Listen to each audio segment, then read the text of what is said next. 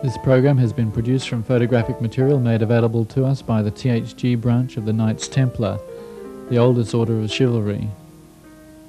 We are grateful to the order for trusting us with some of the most closely guarded secrets of all time. Millions of people have seen unidentified flying objects, UFOs or flying saucers. Many of these strange objects have been seen to be operated by human-like creatures. It is far too frightening for most of us to consider what these objects may be, where they come from and who's sending them. But in this program we will examine the evidence in the form of photos, diagrams and plans which link the enormous number of sightings during and after World War II with research, construction and test flight of a great number of electromagnetically driven craft.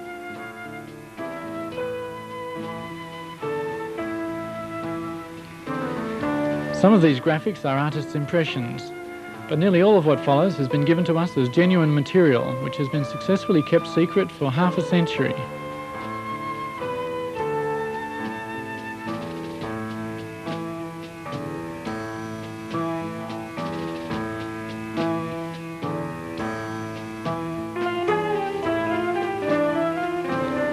These photographs were taken by an eyewitness who describes a saucer-shaped craft flying a little faster than a jet airplane, flying very low, emitting a faint singing noise. These photos were taken as it flew above him. The sighting was in Germany.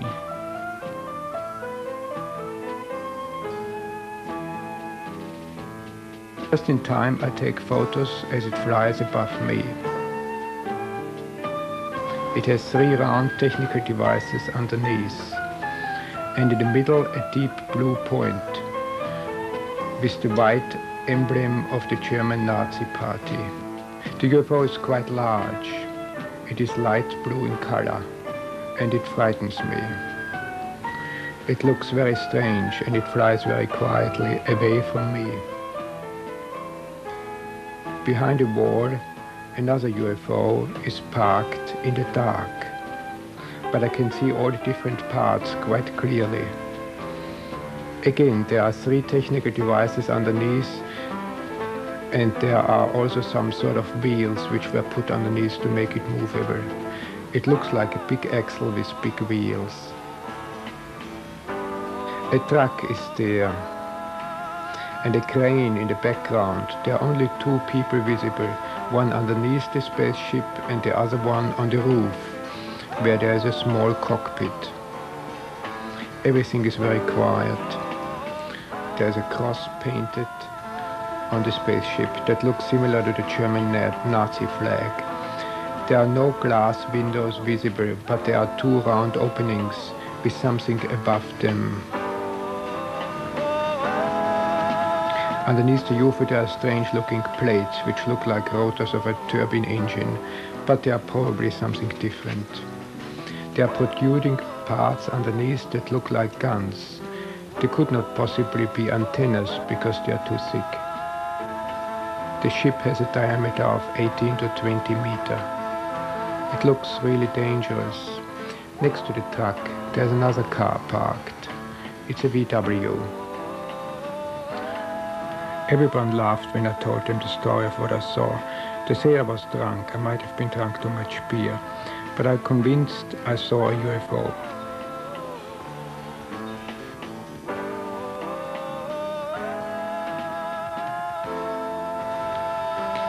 In the week following this UFO report, there were other reports also from Bavaria.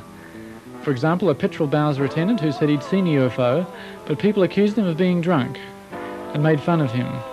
So to avoid further ridicule, he said he was just making a joke.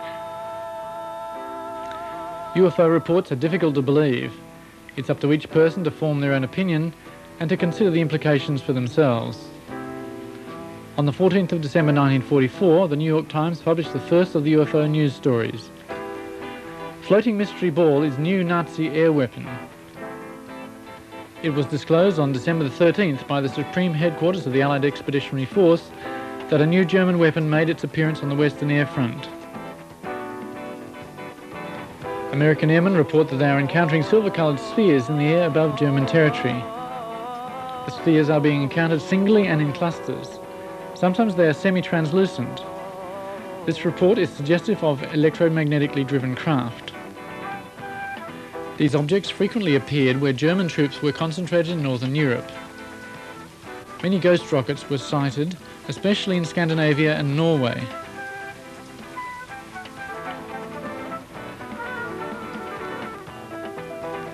On the screen now is a drawing from the SS files dated 7th of November 1943. The existence of UFOs, which almost all serious researchers now regard as a fact, give us a clue about a whole new technology. The enormous sparks we call lightning give us a glimpse at the immense energy freely available to power these machines. The life energy inside every human being is another aspect of this same magical power. These things are spoken of in the German Tuller Society and through one of its members in the SS. These concepts were quite different to those of the German military at the time. This was the beginnings of the first so-called Green Party, and perhaps ironically a search for a new harmony between man and nature. In the German Tuller Society, the secret sign was the black sun. This same sign was evident in ancient Babylon and to the Carthaginians and the Phoenicians. In these ancient times, the sign of the black sun was symbolized by a cross. The cross recurs throughout history as a symbol of power.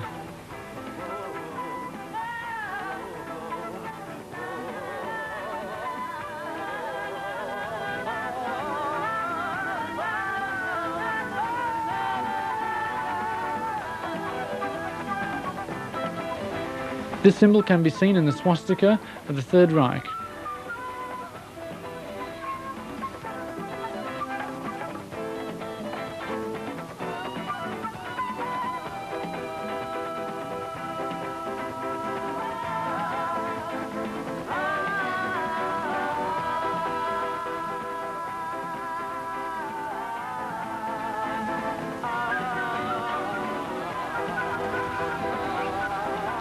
The cross is seen on this Messerschmitt. The Knight's Cross is a variation of this symbol, which is thousands of years old. We do not know where the Germans of the Third Reich got their ideas. This drawing of ancient Babylon displays the concept of an invincible power from the heavens.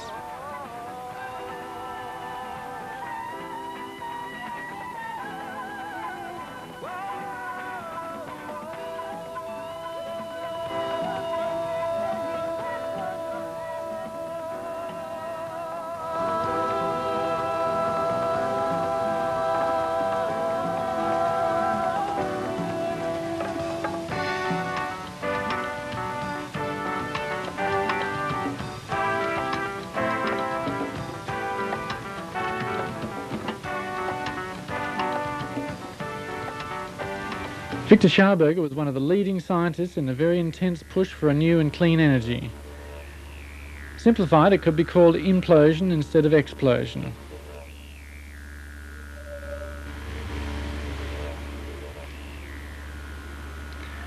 There was a group within the Third Reich who were searching for constructive solutions, not destructive ones. In these diagrams you can see a new type of vehicle was being planned.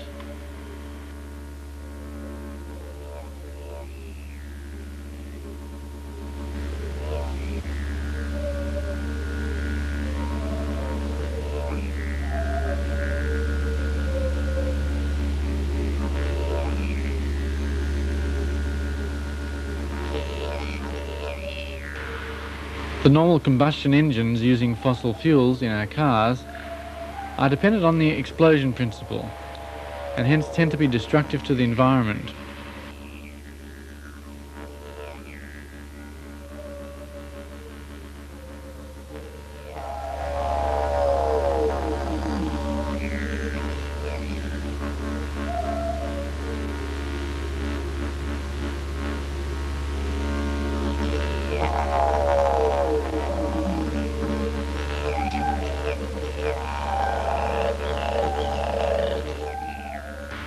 Victor Scharberger's experimental vehicles were based on esoteric principles and focused his research on electrogravitation.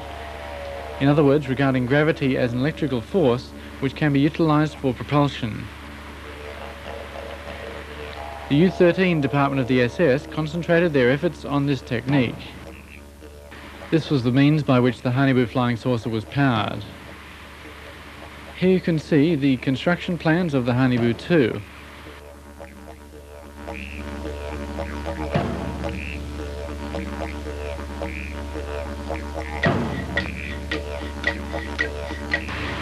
The computer graphic enhancement shows something of the look of these Hanibu flying saucers.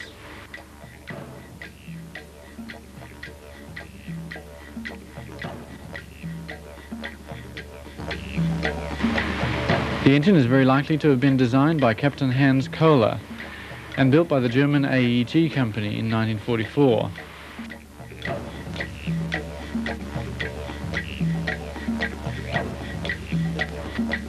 The engine being called the Kohler converter. This engine was designed so that it needed a relatively small amount of energy to activate it, this energy coming from an accumulator or battery. After a short time, the Kohler converter built up sufficient energy transformed from the gravitational field of the Earth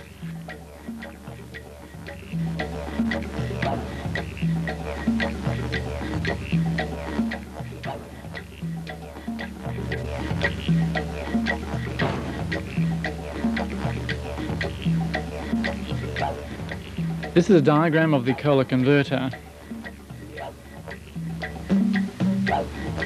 and this is a photograph of the actual converter, operating on a principle of genius simplicity. This is a preliminary sketch of the Hanibu 2. The cockpit here is outlined in red.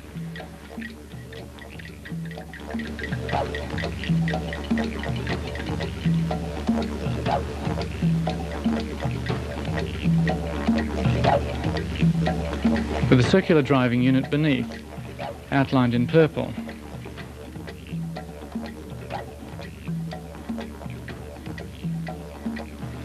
With adjacent space for people or soldiers. This machine was built somewhat like a modern ship, designed to be self-sufficient for long periods of time, with sleeping space and working area. Looking a bit like the brim of a hat, the saucer part of this machine is the means by which it is steered. This being achieved by emitting an electrically generated force in the chosen direction. There were a number of other spherical and saucer-shaped prototypes also built at this time, but using conventional rocket power. Under the code V7, a number of military prototypes were developed. These were concurrent with the V1 and V2 rocket developments. The Schreiber-Habimol flying machine was a jet-propelled vertical takeoff and landing craft developed in 1942.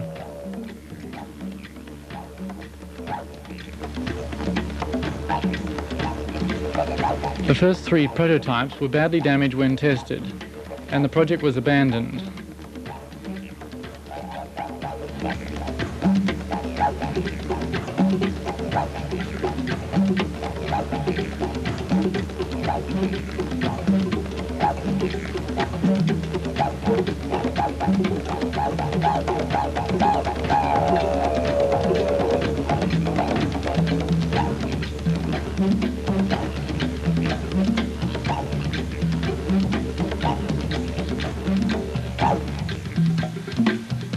Dr. Richard Miti, in cooperation with the Italian researcher Dr. Giuseppe Belluzza, also worked on a flying machine which was round in shape, and developed a new V7 prototype.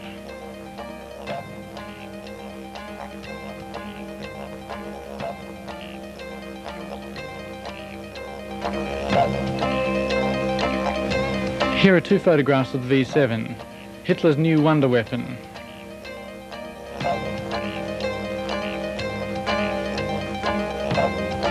On the 7th of April 1944, Miti showed construction plans to Hitler and demonstrated the vehicle in flight. In this photograph, Hitler is standing next to a model of the new prototype.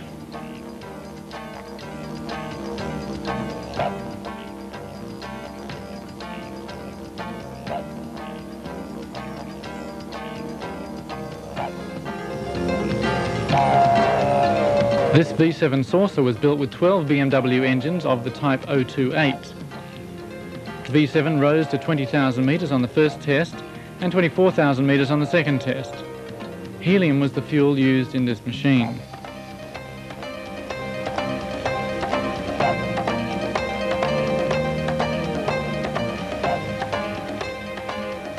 Here is a plan of the V7. After this, a new smaller type called Vril was developed. Here you can see a sketch of the Vril, and here's a photograph of the test flight.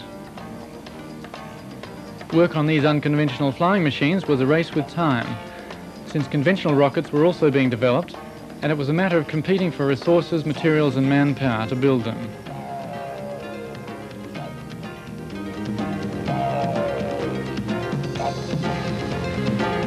These are some of the rockets being developed at this time.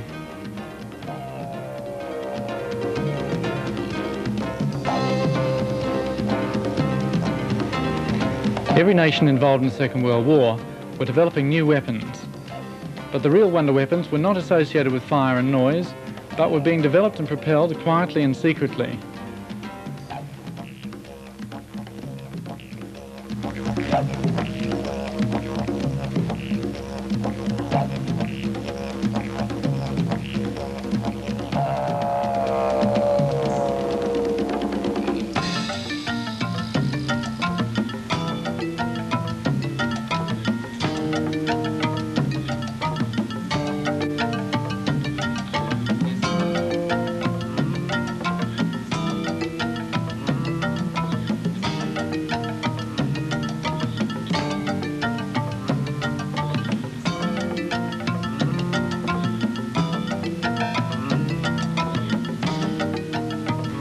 An intermediate step was Project Fireball. The Allied forces called them Foo Fighters. The fireballs were developed in Vienna Neustadt, a small town near Vienna, under the technical group of the SS. Here is a photograph of the fireballs in flight. These were radio controlled with no people on board. They were also called flying turtles, and due to certain new fuel combinations, they emitted a strong light.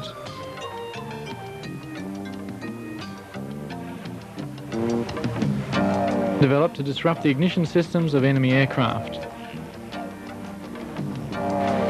This fits in with numerous reports of power failures associated with UFO sightings, including the New York blackout of the 60s.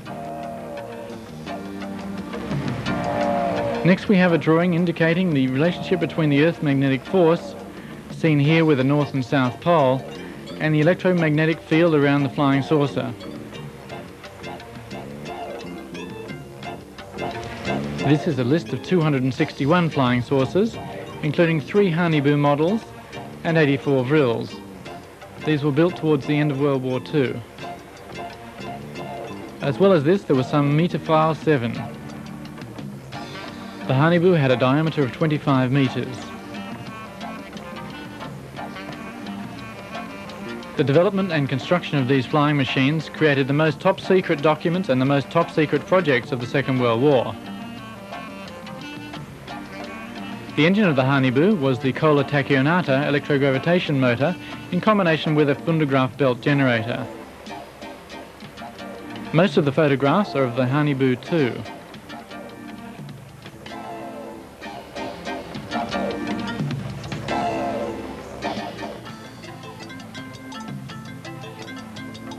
Here we see the rooms inside the Honeyboo.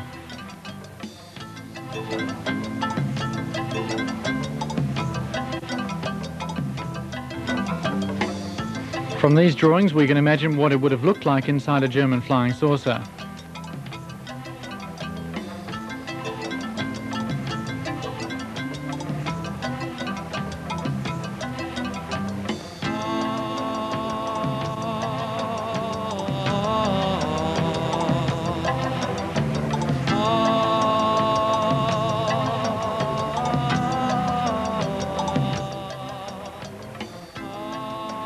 The red markers here are indicating guns on this saucer. These are photographs of the Honeyboo 2, probably taken during a test flight. We can see a gun on the bottom of this Honeyboo, and what may be a symbol of the Third Reich. What a terrifying impact this must have made on people seeing the craft at a low altitude.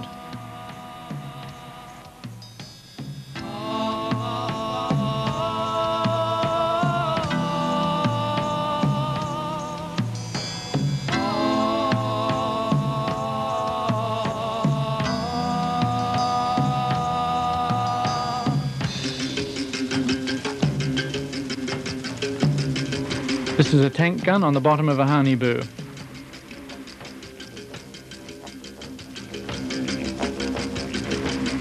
Here again are construction plans from the Hanibu series, indicating that this mystery was once a reality.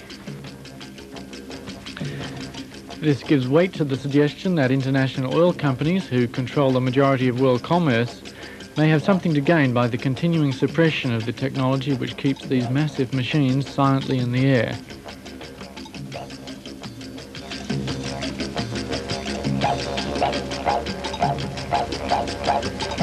One explanation for the emission of light commonly associated with the night sightings of UFOs is that one method of propulsion is an intense cathode ray emission, creating a vacuum into which the craft moves. This form of propulsion is compatible with the misty impressions of this photograph.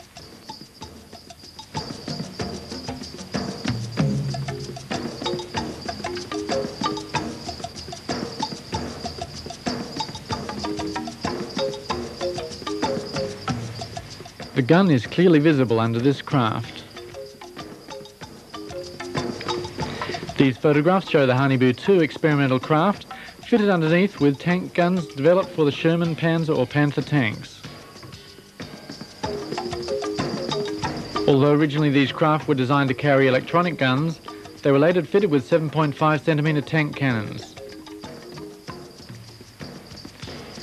The weight of the cannon would not have been a problem on the Hanibu craft, which weighed almost 100 tons anyway, because the tachyonin electrogravitation engine generated its own gravitational field.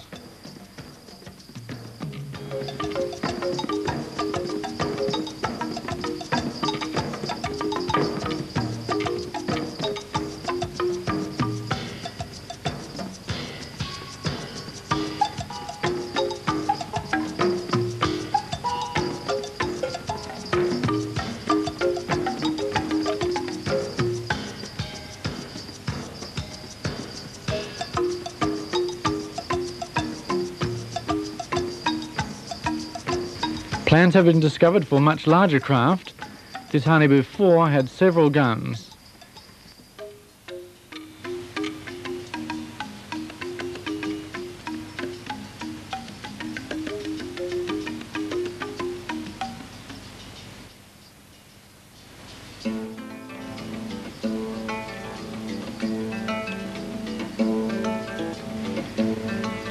There is also evidence of small, highly manoeuvrable craft.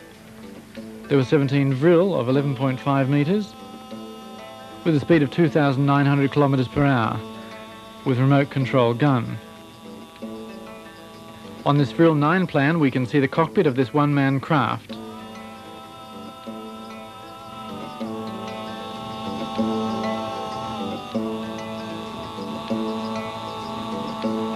These are low-altitude test flight photos.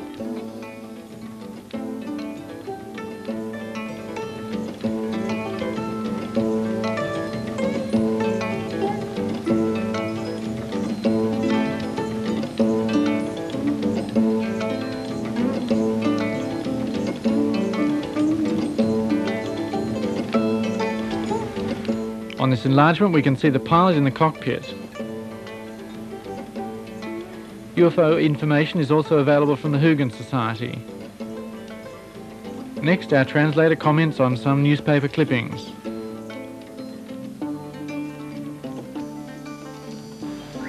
Here's an interesting press release. The first UFO flies in Prague.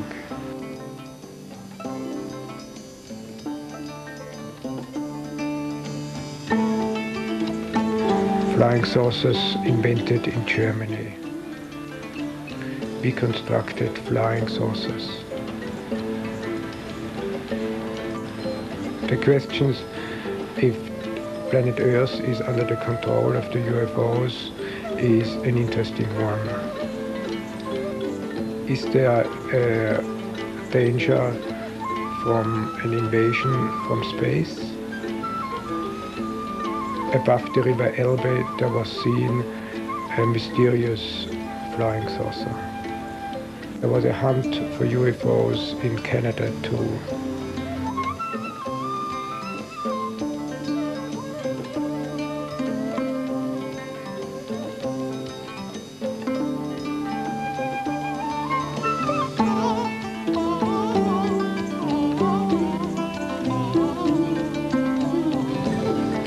The American President Jimmy Carter has seen a UFO too. All over the world there has been sightings of UFOs and mysterious flying objects.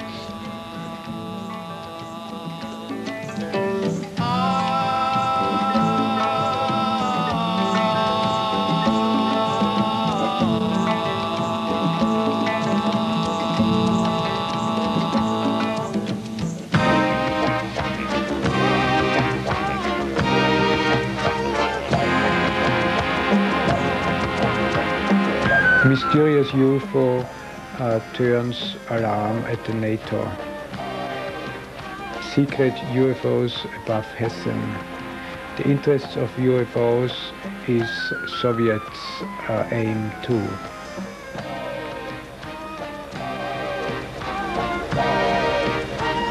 Edwin Aldrin, the second man on the moon, saw 7 UFOs and he was not allowed to talk about it.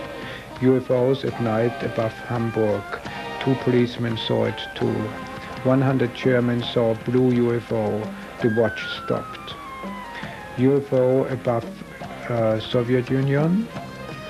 Nuremberg. Pilot hunts UFO. US secret documents prove UFOs caused atom weapons to be useless. Space pieces, a newspaper headline. The mystery of UFOs are solved. UFOs do not come from outer space, but are Nazis who want to create a new Reich.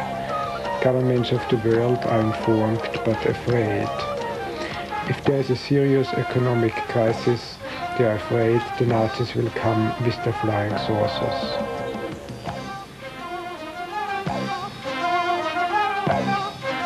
It is not only flying saucers that have been seen, but also flying cigars.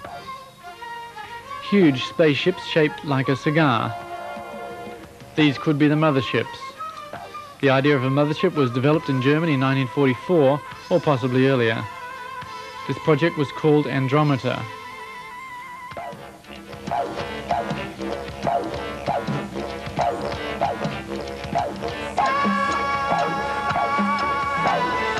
They were 109 meters long, powered by 4 Tula engines.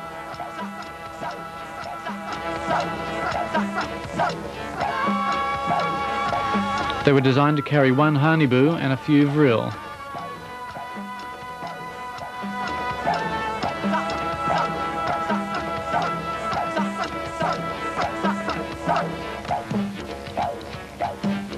This is an example of a construction plan, very rarely seen.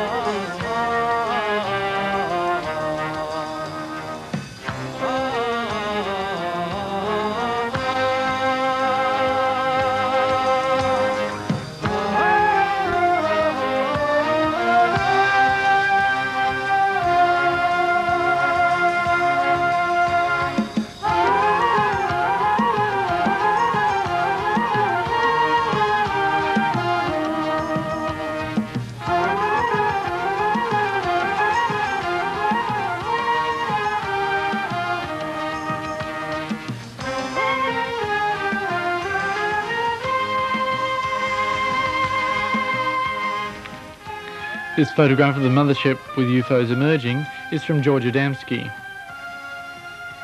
George Adamski also saw a Hanibu-type spacecraft. He claimed they came from Venus. For comparison, here is a computer-generated replica of the Hanibu-2.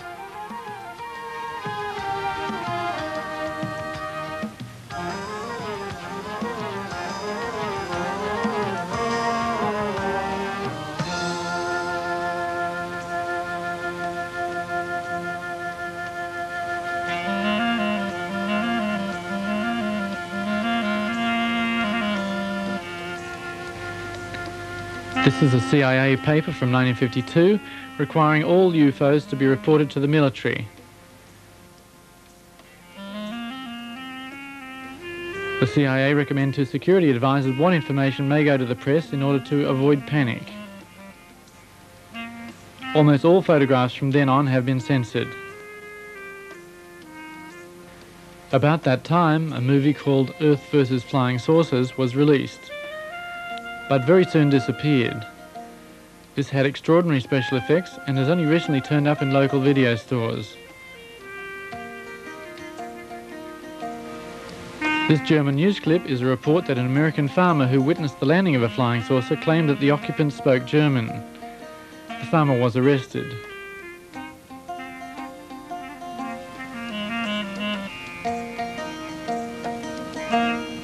The strange markings on this spacecraft show drawings similar to the swastika.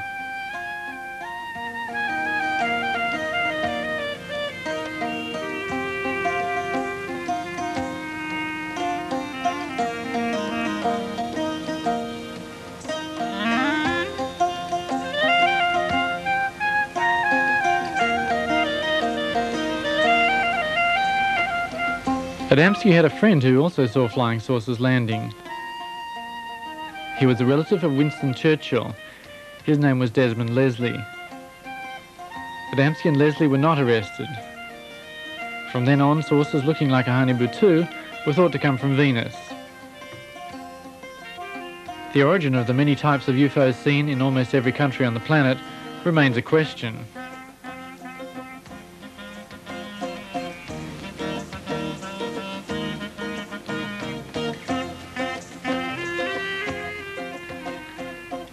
It is interesting to note the very great interest shown by the German military before and during the war in the Antarctic continent at the South Pole. In 1938, as Germany was strongly preparing for war, Captain Richter led an Antarctic expedition. He was sent there by Hermann Goering.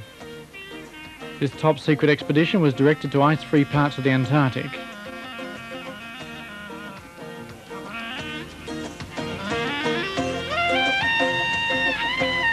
The German part of Antarctica was called Neuschwabenland.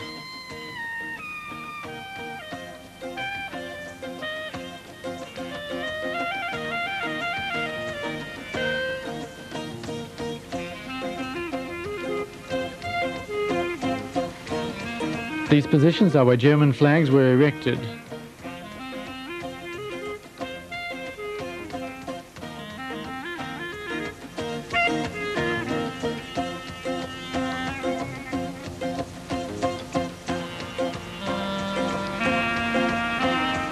This is a document of gratitude signed by Hermann Goering.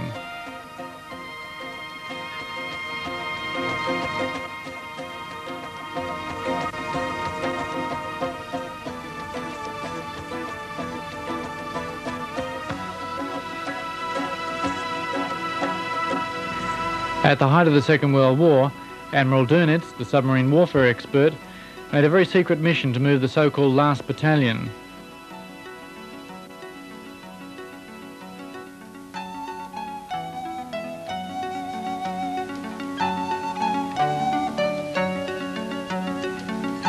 This is a list of nearly 100 U-boats which remain unaccounted for.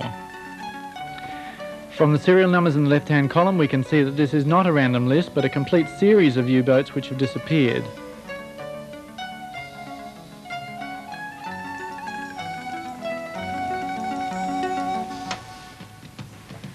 There is evidence of a number of secret bases in the Antarctic.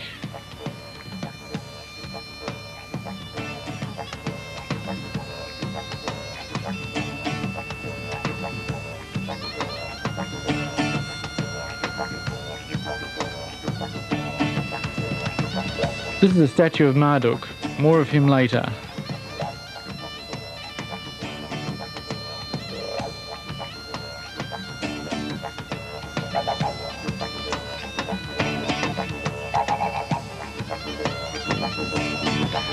Admiral Karl Dönitz and a president of the Third Reich signed the surrender documents which ended World War II in May 1945. But they never surrendered the Third Reich itself. So officially Germany never surrendered. And this raises the possibility that there may still be German forces in the Antarctic.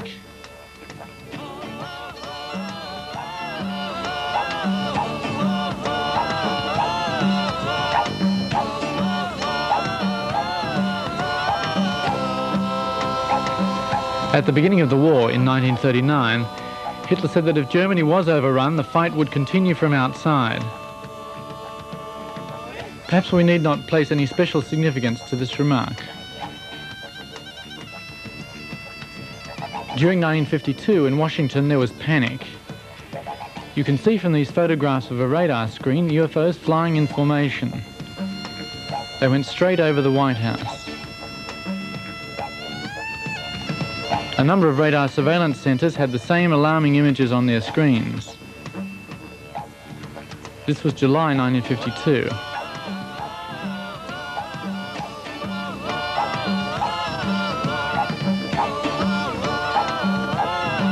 Some years prior to that, in 1946 and 1947, Admiral Byrd undertook a US Navy invasion of Antarctica disguised as a scientific expedition.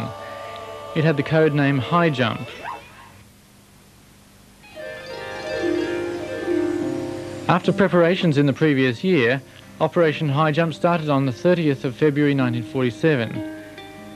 And yet on the 4th of March, after the disappearance of several aircraft, the expedition was cancelled.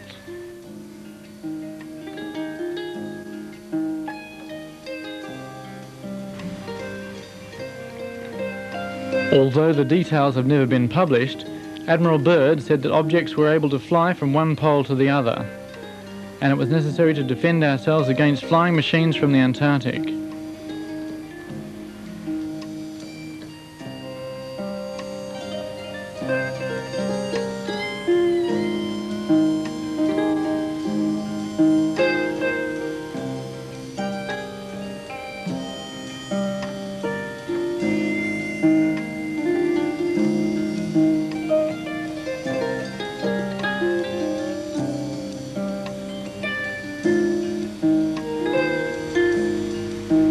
This is a sketch from the German magazine Spiegel indicating the flying patterns of UFOs. A New Zealand airline pilot, Bruce Cathy, observed similar patterns over New Zealand.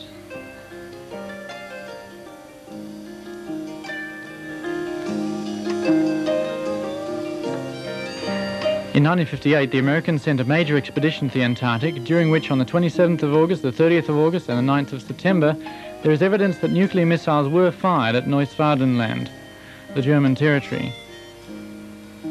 This could be linked to the holes in the ozone layer in the Antarctic today.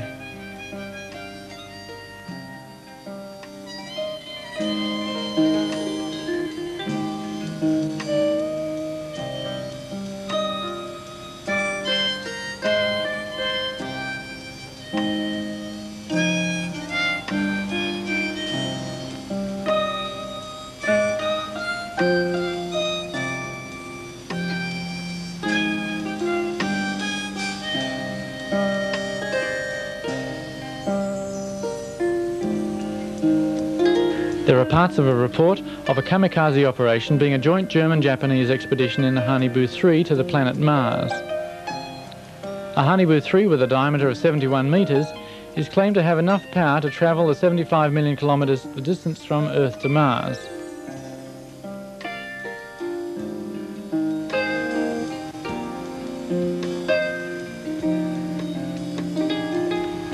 There is a 1945 report that the SS Department D4 decided to make this journey. This would have been a one-way trip, unless they received help along the way or at the other end of the journey.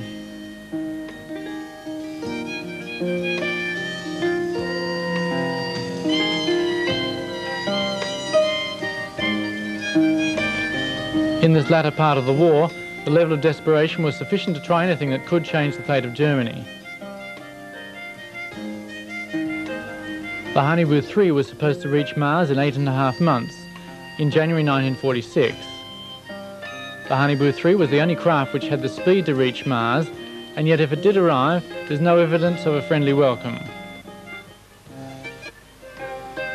These photographs of the surface of Mars show the bleak landscape that would have greeted these space travellers.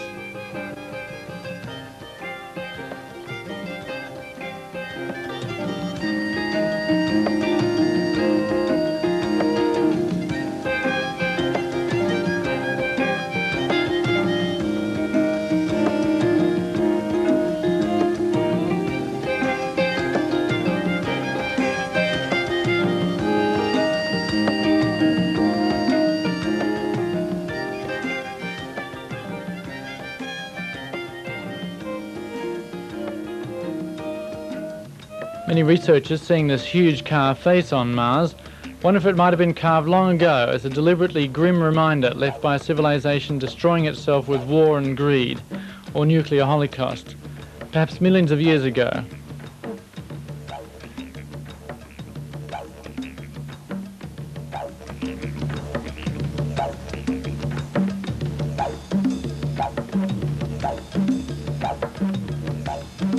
There was an old Egyptian legend of the god Marduk being sad about his home country, Mars.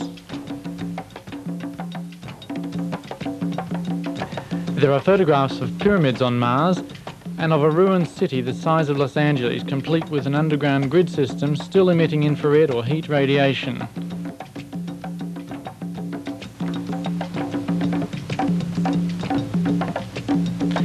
We can only speculate on these things, but it is remarkable that with satellites able to read a newspaper on Earth from various vantage points orbiting around the planet, and with almost every astronaut coming back with stories of seeing flying saucers in space or being greeted by 100 spacecraft on what is supposed to be the first landing on Moon, that no believable explanation has been offered regarding the vast number of sightings by people of all ages and professions. There are 1 million in the USA alone, where military personnel are trained to debunk sightings, and NASA curiously publishes photographs showing UFOs, such as this one.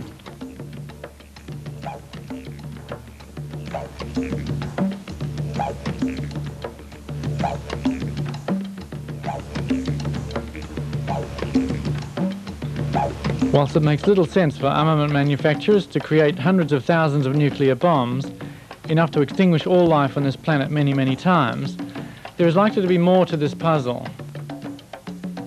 And it may be one of the many vitally important realities which are kept secret by the powerful few.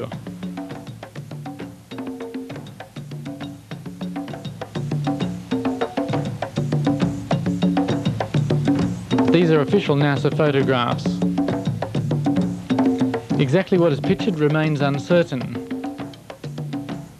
It is, however, worth mentioning a report in the highly regarded Australian magazine Nexus that a Russian spacecraft photographing Mars ceased transmission in the presence of a huge UFO.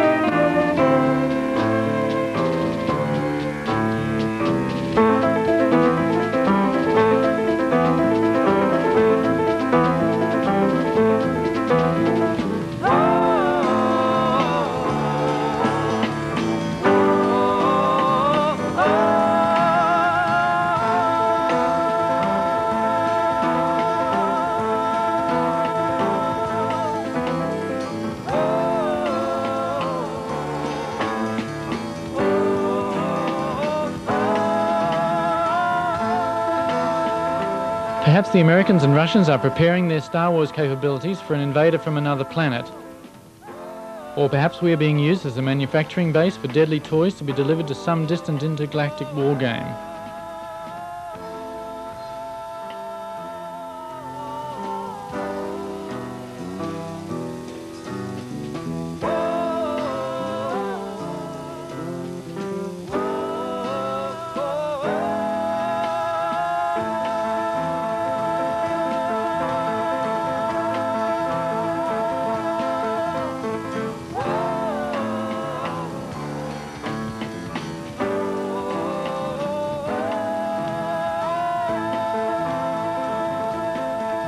Every ancient civilization has stories of space travellers in fiery chariots from the sky. These pictures show the legend of Marduk. Legends of Marduk and other space gods from the past usually include predictions that they will return. We are still left to guess whether the UFOs seen so often are evidence of visitors from outer space or examples of advanced anti-gravity craft made secretly on Earth in great numbers.